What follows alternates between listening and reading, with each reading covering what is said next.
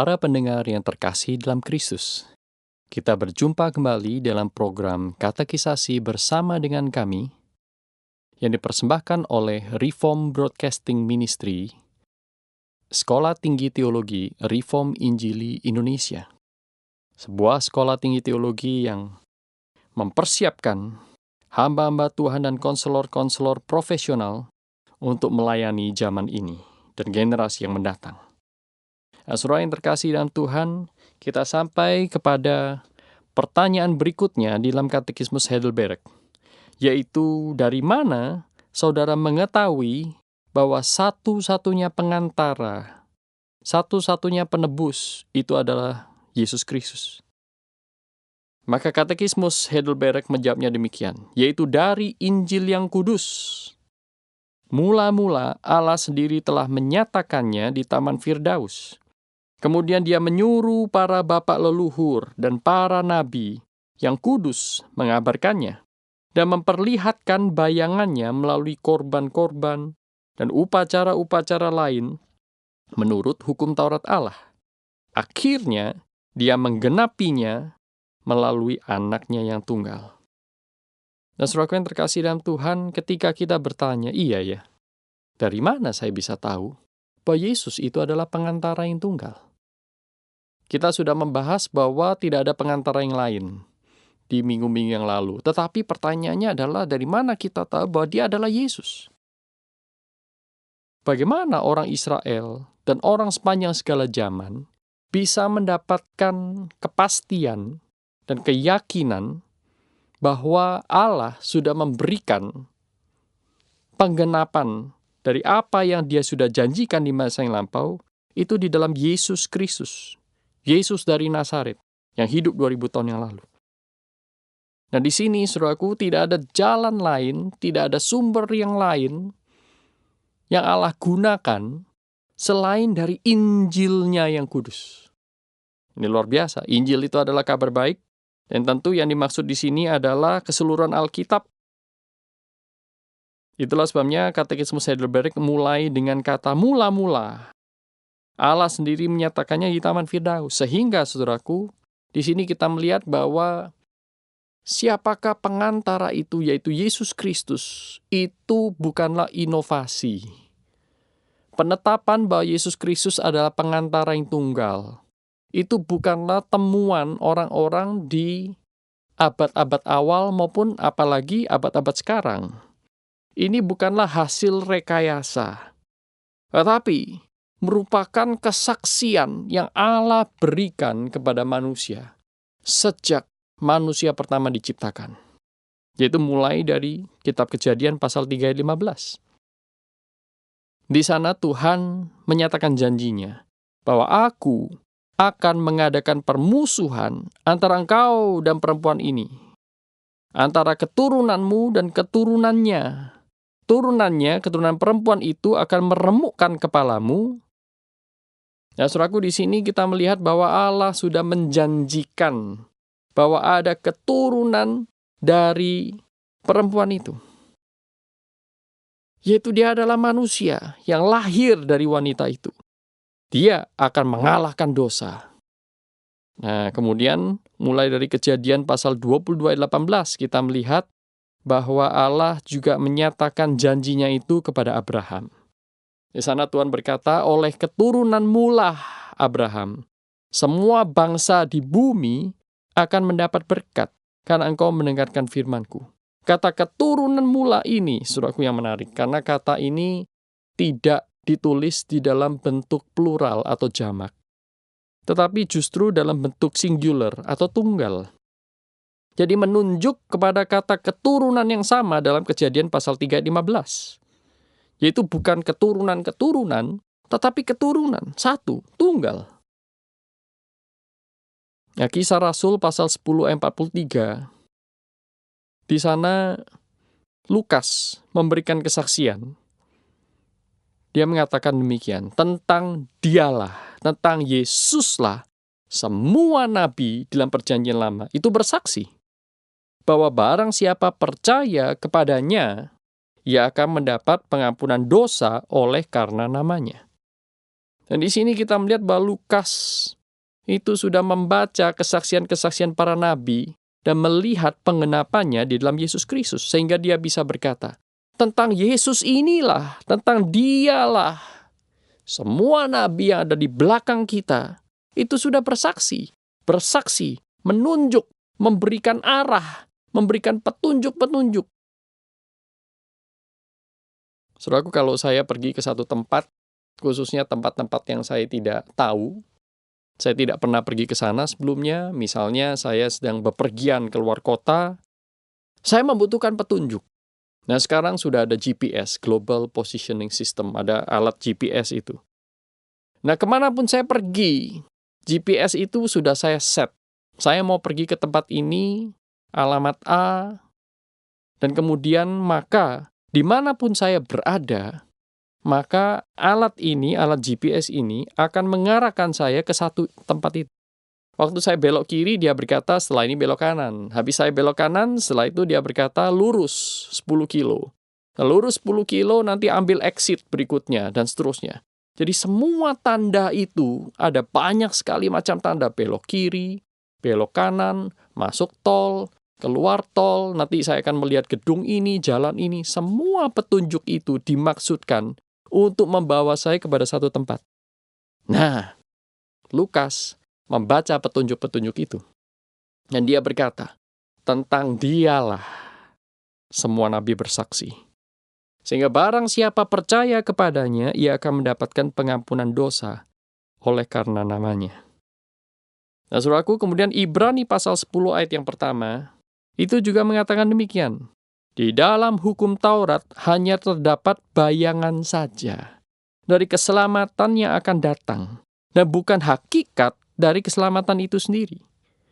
Karena itu, dengan korban yang sama yang setiap tahun terus-menerus dipersembahkan, hukum Taurat tidak mungkin menyempurnakan mereka yang datang mengambil bagian di dalamnya. Mengapa? Karena semua hukum Taurat itu, semua korban-korban ini persembahkan, itu hanyalah bayang-bayang. Bayang-bayang apa? Nah, kalau kita menggunakan bahasa Lukas tadi dalam Kisah Para Rasul, maka kita melihat bahwa mereka itu hanyalah kesaksian-kesaksian. Mereka hanyalah petunjuk-petunjuk, rambu-rambu yang menunjuk kepada satu pengantara, satu penebus, yaitu Yesus Kristus. Sehingga dalam Roma pasal 10 ayat yang keempat, di sana Paulus berkata, sebab Kristus adalah kegenapan hukum Taurat. Nah, dialah adalah kegenapan itu sendiri yang selama ini dia ditunjukkan oleh kesaksian-kesaksian. Oleh clouds of witnesses, kumpulan dari saksi-saksi. Yang seperti awan itu banyaknya. Rambu-rambu. Dan semuanya menunjuk kepada Yesus. Dan itu bukan penemuan manusia.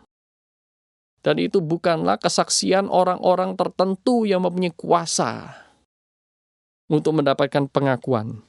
Dan itu bukanlah orang-orang lahir dari kreativitas manusia yang mencari-cari atau merumus-rumuskan siapa pengantara dan penebusan.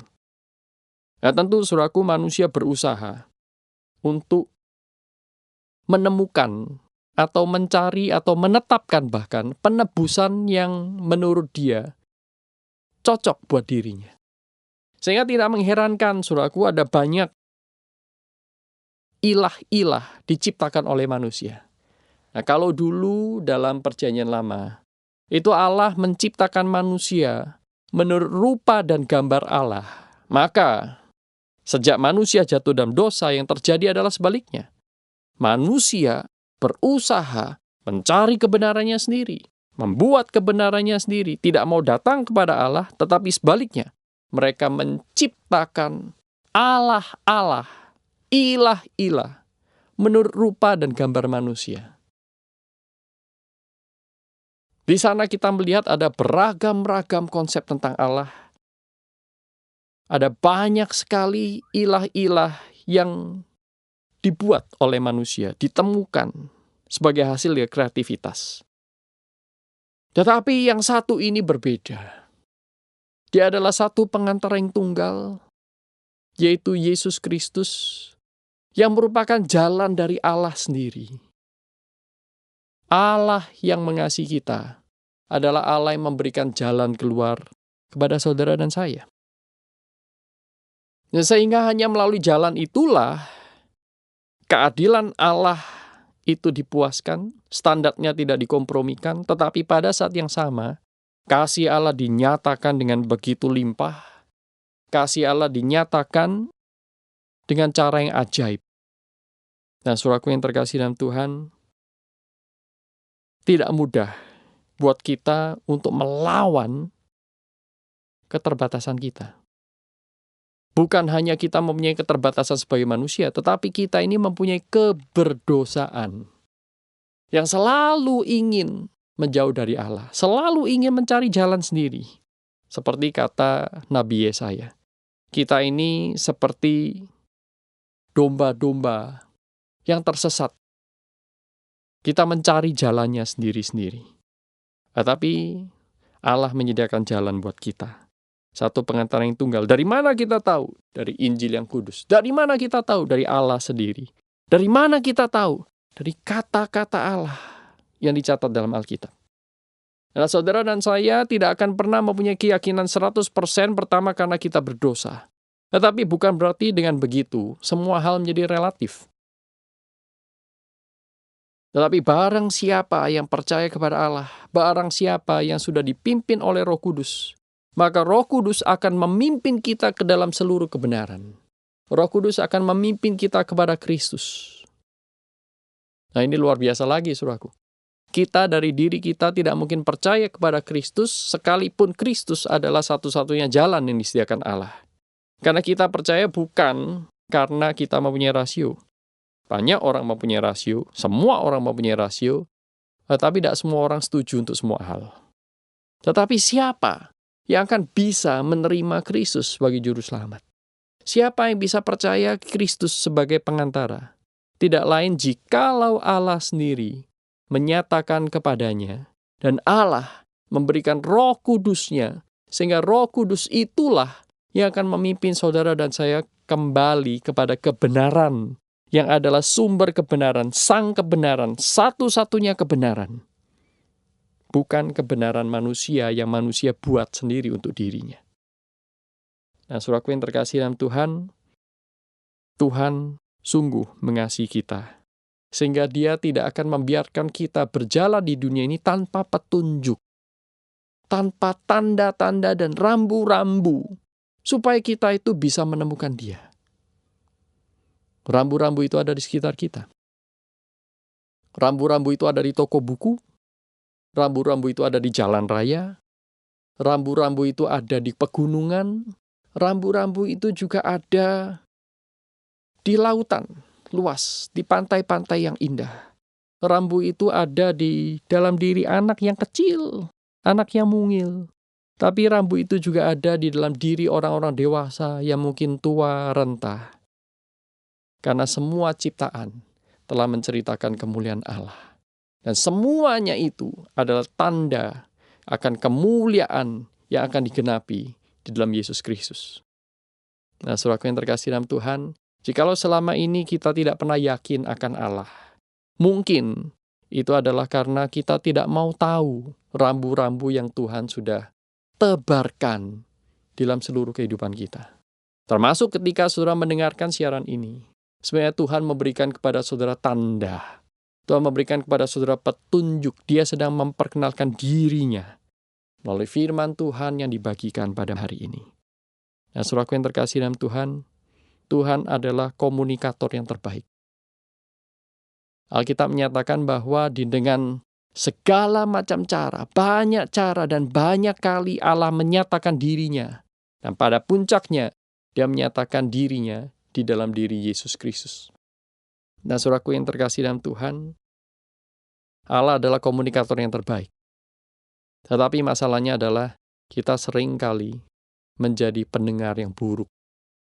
Kita tidak mau membaca tanda-tanda itu, dan kita karena mengeraskan diri dengan rasio kita yang terbatas, rasio yang masih mau menjadi Tuhan atas diri kita, ketika kita memperalah rasio, kita sedang memperalat Allah. Tapi marilah kita balik urutan itu. Marilah kita memperalah Allah dan memperalat alat, dan jangan dibalik. Mari kita menggunakan rasio untuk mengenal Allah, dan bukan mencari atau membuat Allah dengan memperalahkan rasio. Nah, saudaraku yang terkasih dalam Tuhan, biarlah apa yang Tuhan nyatakan kepada saudara secara pribadi melalui siaran pada hari ini boleh menguatkan kita semua dan menjadi tanda yang terus-menerus kalau kita ikuti akan membawa kita semakin hari semakin dekat kepada Tuhan, Allah yang benar. Kiranya Tuhan memberkati kita semua bersama dengan kami, Reform Broadcasting Ministry, yang dipersembahkan oleh Sekolah Tinggi Teologi Reform Injili Indonesia.